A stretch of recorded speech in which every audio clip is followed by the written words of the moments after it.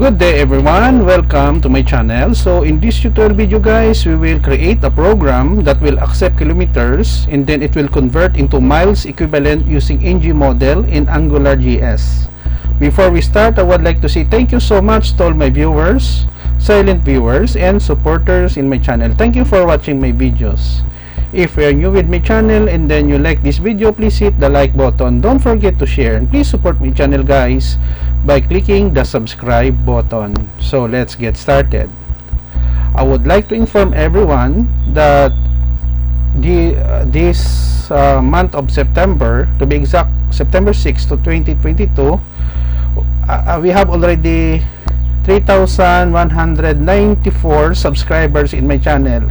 Thank you so much for your support. Sa mga kapwa ko pong Pilipino, maraming salamat po guys sa inyong suporta sa pag-subscribe, pag-share at saka panonood ng mga videos sa channel ko. Kung wala kayo, wala din ako sa channel ko. Thank you so much everyone.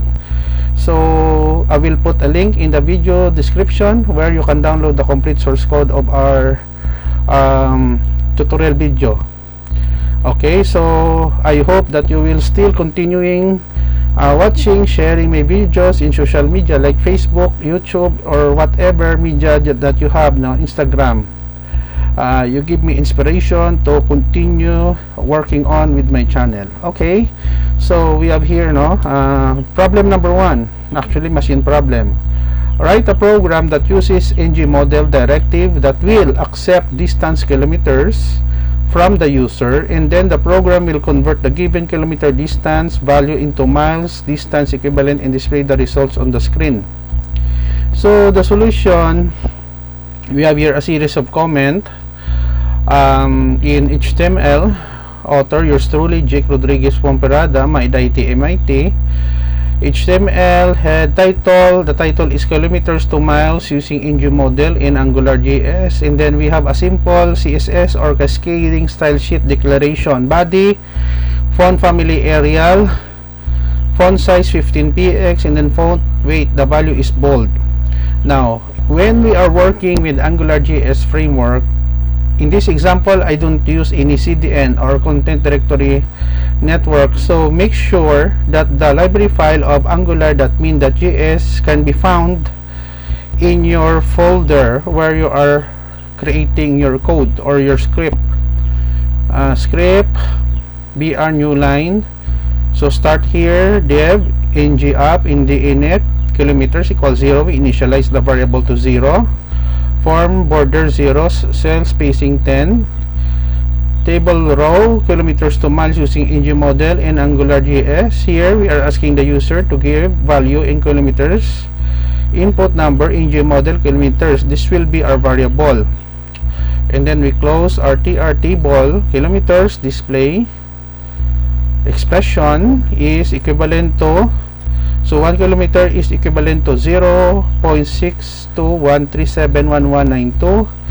Filtering number 2, so we have 2 decimal places in miles, and then we close the paragraph tag /p, and then we close our division in HTML or hypertext markup language. Body, we close the body tag in HTML.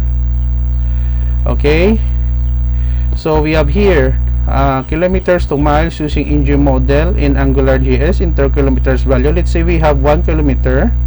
So 1 kilometer is equivalent to 0.62 mile.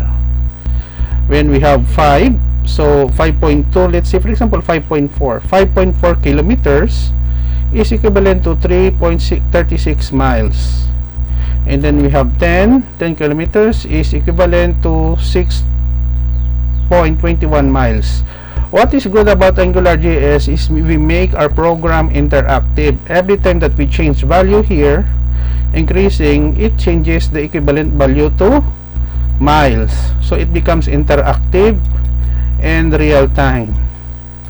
Okay, so I guess this is the end of our tutorial video on kilometers to miles using ng model in AngularJS.